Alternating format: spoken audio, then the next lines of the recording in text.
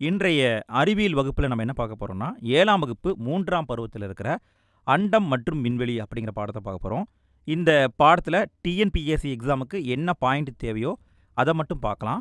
கடைசியாக book back கொஸ்டினையும் பார்த்துடலாம்.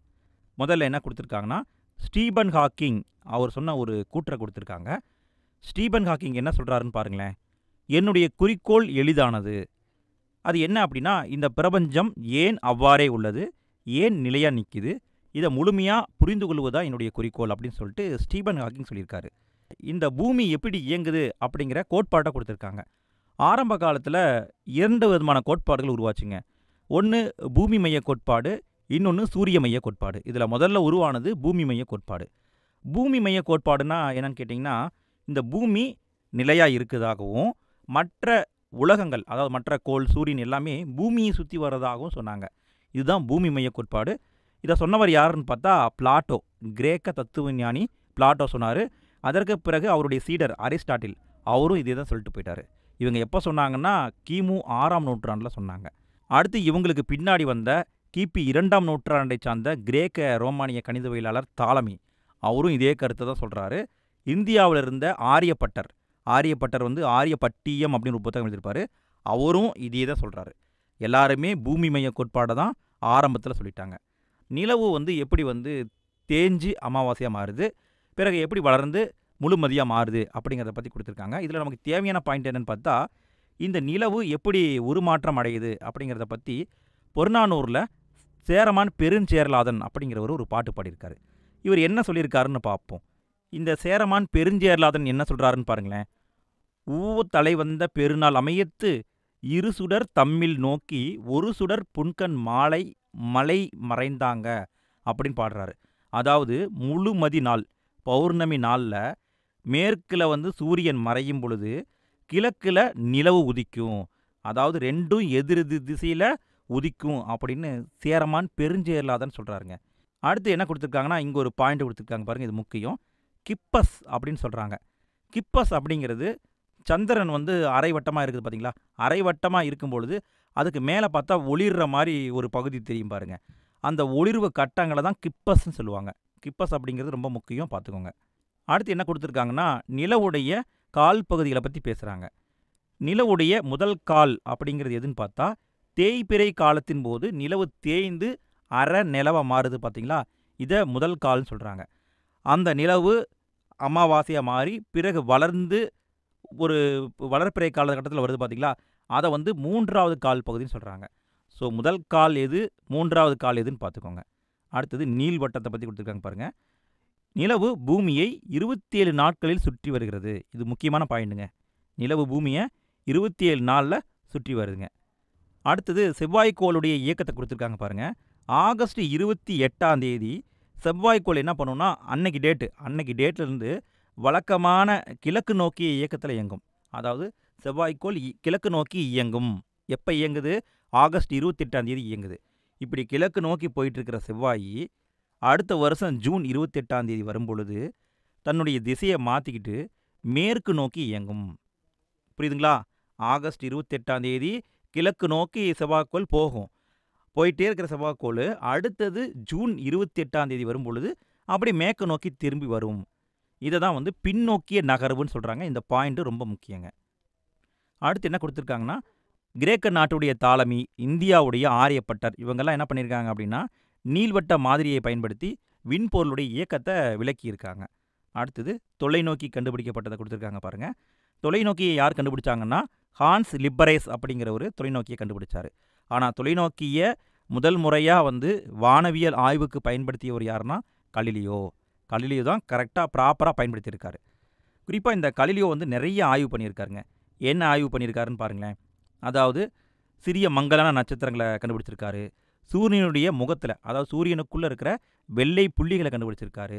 வியாழனை சுற்றி வரக்கூடிய துணைக்கோள்களை கண்டுபிடிச்சிருக்காரு. சனிக்கோளை சுற்றி வளையம் இருக்கிறத கண்டுபிடிச்சிருக்காரு. கலிலியோடைய கண்டுபிடிப்பில் மிக முக்கியமான கண்டுபிடிப்பு என்னன்னு பார்த்தா வெள்ளிக்கோள் குறித்து அவர் செஞ்ச ஆய்வு தான். குறிப்பாக இவருடைய காலத்தில் நிக்கோலஸ் கோபர்னிகஸ் அப்படின்னு ஒருத்தர் இருந்தாருங்க. அவர் என்ன பண்ணியிருக்காருன்னா, சூரிய மைய கோட்பாட்டை அறிவிச்சிருக்காரு. அதாவது சூரியன் தான் இந்த பிரபஞ்சத்தின் மையம், சூரியனை தான் மற்ற கோள்கள் சுற்றி வருது அப்படின்னு சொன்னார். இந்த கருத்தை யாருமே ஏற்றுக்கல. ஆனால் வெள்ளிக்கோள் குறித்து கலிலியோ ஆய்வு பண்ணார் பார்த்தீங்களா, அந்த ஆய்வின் முடிவில் தான் இந்த உண்மை வந்து தெரிய வருது. சூரியனை தான் கோள்கள் சுற்றி வருகிறது அப்படிங்கிற உண்மையை வந்து ப்ரூவ் பண்ணாங்க. அடுத்து என்ன கொடுத்துருக்காங்கன்னா, இந்த பிரபஞ்சம் எப்படி உருவாச்சு அப்படிங்கிறத பற்றி கொடுத்துருக்காங்க. இந்த பிரபஞ்சம் உருவான கருத்தை வந்து பெருவெடிப்பு கோட்பாடு, பிக் பேங் தியரி அப்படிங்கிற தியரி மூலமாக தான் இந்த பிரபஞ்சம் எப்படி உருவாச்சு அப்படிங்கிறத சொல்கிறாங்க. இந்த பிரபஞ்சம் எப்படி உருவாச்சுன்னா, ஆரம்ப காலத்தில் இந்த பிரபஞ்சம் வந்து ஒரு எல்லாமே அடங்கிய ஒரு பொருளாக இருந்திருக்கு. 14 பில்லியன் ஆண்டுகளுக்கு முன்பு 14 பில்லியன் ஆண்டுகளுக்கு முன்பு இந்த பிரபஞ்சமானது வெடிக்க ஆரம்பிச்சது. குறிப்பாக இந்த பிரபஞ்சத்தில் அதிகமாக இருக்கக்கூடிய வாயுக்கள் என்னன்னு பார்த்தா ஹீலியம் மற்றும் ஹைட்ரஜன். இந்த 2 வாயுக்கள் தான் இருக்கும். அதுவும் குறிப்பாக ஹைட்ரஜன் தான் அதிகமாக இருக்கும். அடுத்தது ஹீலியம் தான் 2வது அதிகமாக இருக்கும். இந்த பிரபஞ்சம் இப்படி தான் பிக் பேங் தியரி, அதாவது பெருவெடிப்பு கோட்பாடு மூலமாக தான் உருவாச்சு. இந்த பெருவெடிப்பை பற்றி தெரிஞ்சுக்கணும் அப்படின்னா நமக்கு இருக்கிற ஒரே ஒரு நேரடி ஆதாரம் என்னன்னு பார்த்தா காஸ்மிக் நுண்ணலை. இந்த காஸ்மிக் அலை தான் பெருவெடிப்பு நிகழ்ந்ததற்கான ஒரே நேரடி ஆதாரம். விண்வெளியில் இருக்கிற பொருளுடைய நீளத்தை அளக்க பயன்படுத்தக்கூடிய அலகுகளை கொடுத்துருக்காங்க. நம்ம ஆல்ரெடி சயின்ஸில் முன்னாடி படிச்சிருப்போம். ஜஸ்ட்டு தெரிஞ்சிட்டா போதும். ஒரு வானியல் அலகு அப்படிங்கிறது 1.496 பெருக்கல் 10⁸ கிலோமீட்டர்கள். வானியல் அலகு அப்படிங்கிறது பூமிக்கும் சூரியனுக்கும் இடையே இருக்கிற சராசரி தூரம். அடுத்து ஒளியாண்டு. ஒளியாண்டு என்பது ஒளி ஒரு வருடத்தில் போகக்கூடிய தொலைவு தான் ஒளியாண்டு. ஒரு ஒளியாண்டு என்பது 9.4607 பெருக்கல் 10⁻12 கிலோமீட்டர்கள். அடுத்து விண்ணியல் ஆரம். விண்ணியல் ஆரம் அப்படிங்கிறது வானியல் அலகானது ஒரு ஆர வினாடியில் ஏற்படுத்தும் கோணத்தின் தொலைவு தான் விண்ணியல் ஆரம். இதை வந்து பிசி அப்படின்னு குறிப்பிடுவாங்க. ஒரு பிசி அப்படிங்கிறது என்னன்னு பார்த்தா 3.2615 ஒளியாண்டுகள் அல்லது 3.09 பெருக்கல் 10⁻13 கிலோமீட்டர்கள். அடுத்தது விண்மீன் திரள்களை பற்றி கொடுத்துருக்காங்க. விண்மீன் திரளை பொறுத்த வரைக்கும் நிறைய டைப் இருக்குது. இதில் நமக்கு என்ன தேவையோ அந்த பாயிண்ட்டை மட்டும் பார்க்கலாம். முதல்ல பார்க்குறது சுருள் விண்மீன் திரள். சுருள் விண்மீன் திரள் எப்படி இருக்குன்னா, இங்கே பாருங்களேன், இதுதான் வந்து சுருள் விண்மீன் திரள். இது ஒரு சுருள் மாதிரி இருக்கும். மத்தியில் நட்சத்திரங்களுடைய செறிவு அதிகமாக இருக்கும். குறிப்பாக இதை பொறுத்த வரைக்கும் மற்ற பக்கத்தில் இருக்கிற நட்சத்திர மண்டலங்களை விட இது வந்து நல்லா பிரகாசமாக இருக்கும். என்ன காரணம்னு பார்த்தா இவை புதிய நட்சத்திர கூட்டங்கள், புதுசாக உருவான நட்சத்திர கூட்டங்கள். அதனால் சூடாக இருக்கிறதுனால மற்ற நட்சத்திரங்களை விட அதிகமான வெப்பத்தை உமிழும். அதனால் வெளிச்சமாக இருக்கிற மாதிரி தோணும். அடுத்தது நீள்வட்ட விண்மீன் திரள்கள். நீள்வட்ட விண்மீன் திரள் எப்படி இருக்குன்னா, இப்படி தாங்க இருக்கும். அதாவது நீள்வட்ட மாதிரி இருக்கும். குறிப்பாக இதை பொறுத்த வரைக்கும் கொஞ்சம் மங்கலாக இருக்கும். என்ன காரணம்னு பார்த்தா அதிக வயதுடைய விண்மீன்கள் இருக்கும். குறிப்பாக இந்த நீள்வட்ட விண்மீன் திரளில் கோள்கள் வந்து கொத்துகளாக இருக்கும். அதாவது பார்த்தா ஒரு கிளஸ்டராக இருக்கும். அடுத்தது ஒழுங்கற்ற விண்மீன் திரள்கள். இதை பொறுத்த வரைக்கும் இதுவரை கண்டுபிடிக்கப்பட்ட விண்மீன் திரளில் 4/1 எதாக இருக்குதுன்னு பார்த்தா ஒழுங்கற்ற விண்மீன் திரளாக தான் இருக்குதுங்க. இங்கே பாருங்களேன், இந்த பிக்சர் பாருங்களேன், இங்கே பாருங்கள், ஏதாவது ஒழுங்காக இருக்கா? ஒழுங்காகவே இல்லை. ஸோ இது வரைக்கும் கண்டுபிடிச்சதில் 4/1 வந்து ஒழுங்கற்ற விண்மீன் திரளாக தான் இருக்குது. அடுத்தது கோடிட்ட சுருள் விண்மீன் திரளை பற்றி கொடுத்துருக்காங்க. நம்ம முன்னாடி விண்மீன் திரளை பார்த்தோம், சுருள் விண்மீன் திரளை பார்த்தோம்ல. இது வந்து கோடிட்ட சுருள் விண்மீன் திரள். இது ஏன் சொல்கிறாங்கன்னா, இதில் வந்து ஒரு குறுக்கு கோடு இருக்கும். அதாவது பாருங்கள், இப்படி இருக்குது பார்த்தீங்களா, இதான் வந்து கோடிட்ட சுருள் விண்மீன் திரள் சொல்கிறாங்க. குறிப்பாக சுருள் விண்மீன் திரளில் 2/3 அல்லது 1/3 அப்படிங்கிற அளவுக்கு குறுக்கு கோடுகள் இருக்கும். நம்ம பால்வெளி விண்மீன் திரள் மண்டலம் இருக்குது பார்த்தீங்களா, இது கோடிட்ட சுருள் விண்மீன் திரளுக்கு ஒரு உதாரணம். முக்கியமான பாயிண்ட்டுங்க, நோட் பண்ணிக்கோங்க. பால்வெளி விண்மீன் திரள் என்பது கோடிட்ட சுருள் விண்மீன் திரளுக்கு ஒரு உதாரணம்.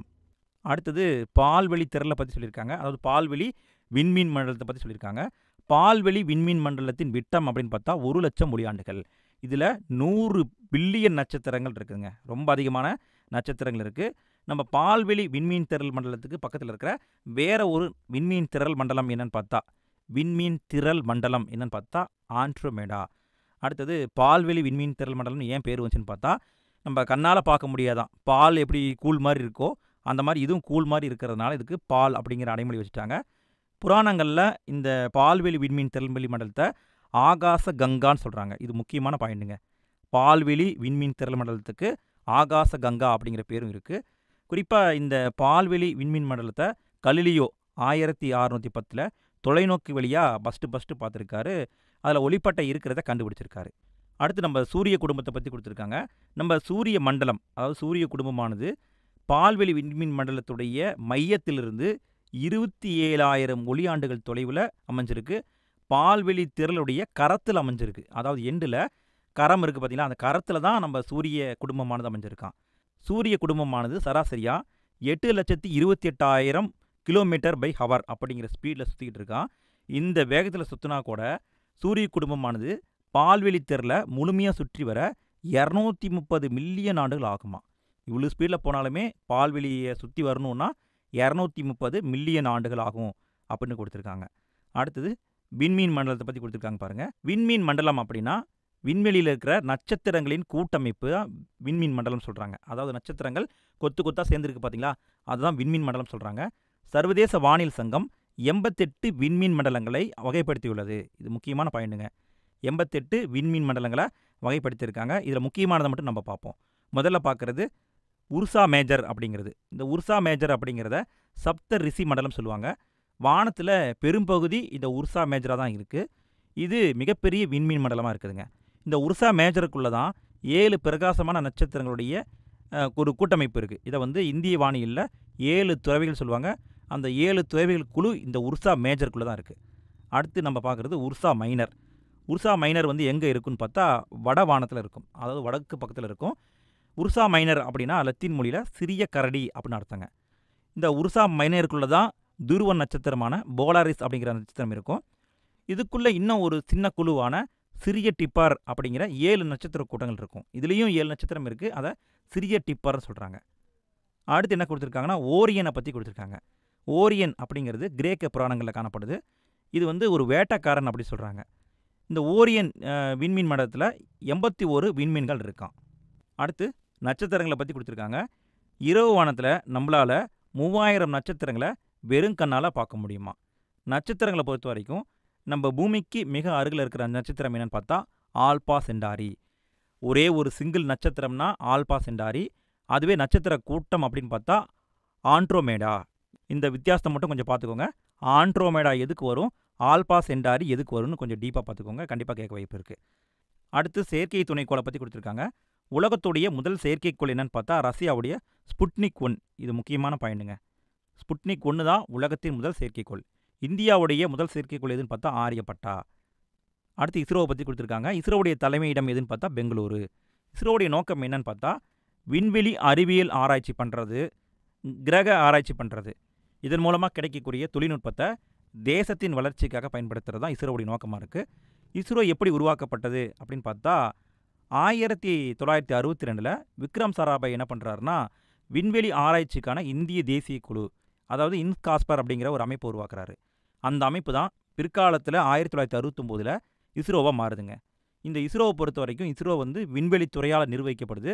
இந்திய பிரதமருக்கு தான் இவங்க தகவல் கொடுக்குறாங்க. அதாவது ஏதாவது ஒன்று கண்டுபிடிக்கிறாங்க, ஏதோ ஒன்று நடக்குதுன்னா முதல்ல யாருக்கு தகவல் கொடுப்பாங்கன்னா பிரதமருக்கு தான் தகவல் கொடுப்பாங்க. இந்தியாவுடைய முதல் செயற்கைக்கோள் என்னன்னு பார்த்தா ஆரியப்பட்டா. ஆரியப்பட்டாவை நம்ம ரஷ்யா மூலமாக தான் விண்வெளிக்கு அனுப்பணும். அடுத்து இந்தியாவே நாமளே வந்து தயாரித்து நாமளே அனுப்பலான்னு ட்ரை பண்ணுறாங்க. 1980 SLV-3 அப்படிங்கிற ராக்கெட்டை தயாரிக்கிறாங்க. அந்த ராக்கெட் மூலமாக இந்தியாவில் உருவாக்கப்பட்ட செயற்கைக்கோள் ரோகிணியை வந்து அனுப்புகிறாங்க. ஸோ இந்தியா மூலமாக தயாரிக்கப்பட்டு இந்தியா வழியாக அனுப்பப்பட்ட முதல் செயற்கைக்கோள் என்னன்னு பார்த்தா ரோகிணி. அதுக்கு அடுத்தது இந்தியா வந்து இன்றைக்கி விண்வெளியில் ஏகப்பட்ட சாதனை பண்ணிக்கிட்டு இருக்காங்க. இன்றைக்கி நம்மளுக்கு அப்படின்னு சொல்லிட்டு துணைக்கோள் வழி செலுத்துதல் அமைப்பு இருக்குதுங்க. ககன் வச்சுருக்கோம், IRNSS வச்சுருக்கோம். இதில் வந்து இந்தியாவுக்கான வழிகாட்டும் அமைப்பாக இருக்குது. இந்த துணைக்கோள் வழி செலுத்துதல் அமைப்பு மட்டும் இல்லாமல் நம்மக்கிட்ட இன்னும் நிறைய டெக்னாலஜியும் இருக்குதுங்க. ஜனவரி 2014 இஸ்ரோ வந்து தன்னுடைய சொந்த கிரையோஜெனிக் என்ஜினை பயன்படுத்தினாங்க. GSLV D5 அப்படிங்கிற ராக்கெட் வழியாக GSAT-14 அப்படிங்கிறத விண்வெளிக்கு அனுப்புனாங்க. இஸ்ரோவை பொறுத்த வரைக்கும் சந்திரனுக்கும் ராக்கெட் அமைச்சிருக்கோம், செவ்வாய்க்கும் ராக்கெட் அமைச்சிருக்கோம். சந்திரனுக்கு எப்போ அனுப்பணும்னா 2008 வந்து அக்டோபர் 22 சந்திராயன் 1 அப்படிங்கிறத அனுப்பணும். செவ்வாய்க்கு எப்போ அனுப்புனாங்கன்னா 2013 நவம்பர் 5 அனுப்புனாங்க. மங்கள்யான் மிஷன் அப்படின்னு பேர் வச்சுருந்தாங்க. இது எப்போ போய் சேர்ந்ததுன்னா 2014 செப்டம்பர் 24 போய் சேர்ந்தது. இந்த செவ்வாய்க்கோளுக்கு விண்கலத்தை அனுப்பியதால் இஸ்ரோவுக்கு வந்து நிறைய சிறப்புகள் கிடைச்சதுங்க. உலகத்துடைய 4வது விண்வெளி நிறுவனம், ஆசியாவின் முதல் விண்வெளி நிறுவனம் அப்படிங்கிற சிறப்பெல்லாம் இஸ்ரோவுக்கு கிடைச்சது. இஸ்ரோ இதோடு நிற்கலை. 2016 ஜூன் மாதத்தில் 18 அன்னைக்கு ஒரே ராக்கெட்டில் 20 சேட்டலைட்டை வச்சு அமிச்சாங்க. இவ்வளோ சாதனையெல்லாம் பண்ணியிருக்காங்க. அதோடு நிற்கலை. 2017 பிப்ரவரி 5 ஒரே ராக்கெட்டில் PSLV C-37 அப்படிங்கிற ஒரே ஒரு ராக்கெட் வழியாக 104 துணைக்கோள் அமைச்சிருக்காங்க. இது முக்கியமான பாயிண்ட்டுங்க, கண்டிப்பாக கேட்க வாய்ப்பு இருக்குது. எப்போ அனுப்புனாங்கன்னா 2017 பிப்ரவரி 5 அனுப்புனாங்க PSLV C-37. இதோட இஸ்ரோ நின்னாங்களான்னு கேட்டால் கிடையாது. இதற்கு பிறகு என்ன பண்ணுறாங்கன்னா ஜிஎஸ்எல்வியை இன்னும் அப்டேட் பண்ணுறாங்க. குறிப்பாக ஜிஎஸ்எல்வி மார்க் 3 அப்படிங்கிறத உருவாக்கிட்டு ஜிசாட் 19 அப்படிங்கிற துணைக்கோளை 2017 ஜூன் 5ஆம் தேதி விண்வெளியில் அனுப்புனாங்க. இதன் மூலமாக என்ன சாதனை படைச்சாங்க அப்படின்னா 4 டன் அதிகமாக இருக்கிற துணைக்கோளை இஸ்ரோவால் கொண்டு போக முடியும் அப்படிங்கிறத ப்ரூவ் பண்ணாங்க. அடுத்தது சந்திராயன் 2 கூட அனுப்புனாங்க. சந்திராயன் 2 எப்போ அனுப்பப்பட்டதுன்னா 2019 ஜூலை 22ஆம் தேதி அனுப்பப்பட்டது. இது எப்போ போய் சந்திரனுக்கு சேர்ந்துச்சுன்னா 2019 ஆகஸ்ட் 20ஆம் தேதி தான் சந்திர மண்டலத்துக்குள்ளே நுழைஞ்சுது. செப்டம்பர் 7ஆம் தேதி லேண்டர் வந்து தரையிறங்கும் பொழுது அது வந்து கிராஷ் ஆயிடுச்சுங்க. அடுத்து இங்கே ஒரு பாக்ஸ் கொடுத்துருக்காங்க பாருங்கள், இது முக்கியம். 1989ஆம் ஆண்டு கலிலியோ அப்படிங்கிற பேரில் நாசா வந்து வியாழன் கோளுக்கு ஒரு செயற்கைக்கோள் அனுப்புனாங்க. அந்த செயற்கைக்கோள் 14 வருஷம் ட்ராவல் பண்ணி வியாழன் கோளை போய் சேர்ந்துச்சு. வியாழன் கோளில் நிறைய கண்டுபிடிப்புகளை அந்த கலிலியோ வந்து பண்ணிச்சுங்க. வியாழனுடைய கஸ்பரா அப்படிங்கிற துணைக்கோளை கண்டுபிடிச்சது, யூரோப்பாவை கண்டுபிடிச்சது, காலிஸ்டாவை கண்டுபிடிச்சது, ஈயோவை கண்டுபிடிச்சது, அமல்தியாவை கண்டுபிடிச்சது. அது மட்டும் இல்லாமல் சூமேக்கர் லெவி 9 அப்படிங்கிற வால் நட்சத்திரம் வந்து வியாழன் கோளில் என்ன தாக்கத்தை ஏற்படுத்துது அப்படிங்கிறதையும் கண்டுபிடிச்சது. அடுத்தது ஏபிஜே அப்துல் கலாம் அவங்கள பற்றி கொடுத்துருக்காங்க. இந்தியாவுடைய ஏவுகணை நாயகன் அப்படின்னு நம்ம சொல்லுவோம். இவர் 1983ஆம் ஆண்டு பாதுகாப்பு ஆராய்ச்சி மற்றும் மேம்பாட்டுக் கழகத்துடைய தலைவராக இருந்திருக்காரு. பாதுகாப்பு அமைச்சக அறிவியல் ஆலோசகராகவும் அப்துல் கலாம் ஐயா வந்து பணியாற்றிருக்காரு. அடுத்து இவர் நிறைய கண்டுபிடிப்புகளை பண்ணியிருக்காரு. 1980ஆம் ஆண்டு இந்தியாவுடைய முதல் செயற்கைக்கோளான SLV-3 அப்படிங்கிற செயற்கைக்கோளை இவர் தான் வந்து கண்டுபிடிச்சார். அதை பயன்படுத்தி ரோகிணி 1 அப்படிங்கிற சேட்டலைட்டையும் வெற்றிகரமாக அனுப்பியது யாருன்னு பார்த்தா நம்மளுடைய அப்துல் கலாம் ஐயா தான். இந்தியா 1974 முதல் முறையாக அணுசோதனை பண்ணாங்க. அதற்கு பெயர் சிரிக்கும் புத்தர். அந்த அணுசோதனையிலையும் அப்துல் கலாம் ஐயா ஒரு முக்கிய பங்காற்றிருக்காரு. அடுத்து 2வது அணுசோதனையும் பண்ணாங்க. எப்போ பண்ணாங்கன்னா 1999 பண்ணாங்க. ஆப்ரேஷன் சக்தி அப்படிங்கிற திட்டம். அந்த திட்டத்திலையும் அப்துல் கலாம் இருந்திருக்காரு. 5 ஏவுகணை திட்டங்களில் அப்துல் கலாம் ஐயா வந்து பணியாற்றிருக்காரு. 2002 முதல் 2007 வரை இந்தியாவுடைய குடியரசுத் தலைவராகவும் அப்துல் கலாம் ஐயா இருந்திருக்காரு. அடுத்தது புக் பேக் கொஸ்டின் பார்ப்போம். முதல்ல பார்க்குறது சரியான விடையை தேர்ந்தெடுக்கவும். முதல் கேள்வியை பாருங்கள். நிலவானது பூமியை ஒரு சுற்று சுற்றி வர எத்தனை நாட்கள் ஆகும்னா 27 நாட்கள் ஆகும். 2வது கேள்வி பாருங்கள். இன்றைய நாளில் கார்த்திகை நட்சத்திரத்துக்கு அருகில் இருக்கும் நிலவு 27 நாட்கள் கழித்து எந்த நட்சத்திரத்துக்கு அருகில் இருக்கும்னா அஸ்வினி அப்படிங்கிற நட்சத்திரத்துக்கு அருகில் இருக்கும். அடுத்து 3வது கேள்வி பாருங்கள். தொலைநோக்கியை கண்டறிந்தவர் யாருன்னு பார்த்தா ஹான் சிப்ரேஸ். அடுத்தது 4வது கேள்வி. அநேக இளம் நட்சத்திரங்களை கொண்ட விண்மீன் திரளுக்கு என்ன பெயர்னு பார்த்தா சுருள் விண்மீன் திரள். இதில் தான் இளம் நட்சத்திரங்கள், புதுமையான நட்சத்திரங்கள் இருக்கும். அடுத்தது 5வது கேள்வி பாருங்கள். எந்த துணைக்கோளை நிறுவியவுடன் இஸ்ரோ 4 டன் எடையுள்ள துணைக்கோளை விண்ணில் செலுத்தும் திறன் பெறுகிறது அப்படின்னு பார்த்தா ஜிசாட் 19. அடுத்தது கோடிட்டிடங்கள் நிரப்புக. முதல் கேள்வியை பாருங்கள். வளர்ப்பிறை என்பது என்னென்னா வளர்தல், அதாவது வளர்ந்துகிட்டே போகிறது தான் வளர்ப்பிறை. சூரிய மைய கோட்பாட்டை முன்மொழிந்தவர் யாருன்னா நிக்கோலஸ் கோபர்னிகஸ். அடுத்து 3வது கேள்வி பாருங்கள். அண்டத்தின் ஆதியை குறித்து கூறும் மாதிரி என்னன்னு பார்த்தா பெருவெடிப்பு கொள்கை, பிக் பேங் தியரி. அடுத்து 4வது கேள்வி பாருங்கள். ஆகாயத்தில் பெரும்பகுதியை அடக்கியுள்ள விண்மீன் மண்டலத்துக்கு என்ன பேருன்னு பார்த்தா உர்சா மேஜர் அப்படின்னு பேருங்க. அடுத்து 5வது கேள்வி. இந்தியா ஏவிய முதல் ஏவுகணை என்னன்னு பார்த்தா ஆரியப்பட்டா. அடுத்து சரியா தவற என கூறுக. முதல் கேள்வியை பாருங்கள். முழு நிலவு நாளன்று சூரியன் மேற்கில் மறையும் பொழுது நிலவு மேற்கில் தோன்றும். சூரியனும் மேற்கில் மறைய தான் நிலவும் மேற்கில் தோன்றுதான். அப்போ தப்பு. முழு நிலவன்று அப்படிலாம் தோன்றாது. 2வது கூற்று பாருங்கள். நிலவானது பாதியை விட குறைவாக ஒளிரும் நிலைக்கு பிறை நிலவு என்று பெயர். கரெக்டுங்க. அடுத்து 3வது கேள்வி பாருங்கள். கலிலியோ புவி மைய கொள்கையை வழிமொழிந்தார்னா தப்பு. சூரிய மைய கோட்பாட்டை தான் இவர் சொன்னார். அடுத்து 4வது கூற்று பாருங்கள். நமது பால்வெளி திரளானது நீள்வட்ட விண்மீன் திரளாகும்னா தவறு. அடுத்து 5வது கூற்று பாருங்கள். நமது சூரிய குடும்பத்தில் உள்ள வெள்ளிக்கோளுக்கு நிலவு கிடையாதுன்னா ஆமாம், வெள்ளிக்கோளுக்கு நிலவு கிடையாதுங்க. அடுத்தது பொறுத்துக. ரோகிணியை எதனுடைய அனுப்புனாங்கன்னா SLV-3 அதன் மூலமாக அனுப்புனாங்க. ஜிசாட் 14 வந்து GSLV D5 மூலமாக அனுப்புனாங்க. ஜிசாட் 19 இதை GSLV மார்க் 3 மூலமாக அனுப்புனாங்க. சந்திராயன் 2 இதை GSLV மார்க் 3 M1 மூலமாக அனுப்புனாங்க. மங்கள்யானை வந்து PSLV XL C25 மூலமாக அனுப்புனாங்க.